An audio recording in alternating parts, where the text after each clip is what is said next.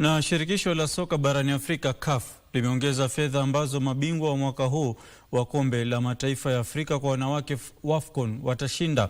Mabingwa sasa watapokea shilingi milioni 258.5 kutoka shilingi milioni 129.25 zilizokuwa zikitolewa hapo awali, huku timu itakayomaliza ya pili ikinyakua shilingi milioni 97.1. Kuongezwa kwa pesa za zawadi kunatarajiwa kuongeza ushindani kwa timu 16 zinazoshiriki ambazo pia zitawania nafasi ya kufuzu kwa kombe la dunia la wanawake mwaka 2027.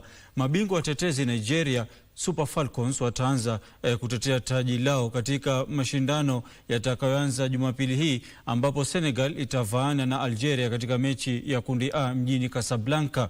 Harambee Starlets ya Kenya ambayo inashiriki WAFCON kwa mara ya pili itafungua kampeni yake siku hiyo dhidi ya wenyeji Morocco katika uwanja wa Moulay Hassan. Starlets imekuwa kambini nchini Ufaransa kwa ajili ya kuzoea mazingira kabla ya kuelekea Morocco, ikinuiwa kufuzu kwa mechi za mchujo kwa mara ya kwanza katika historia yao.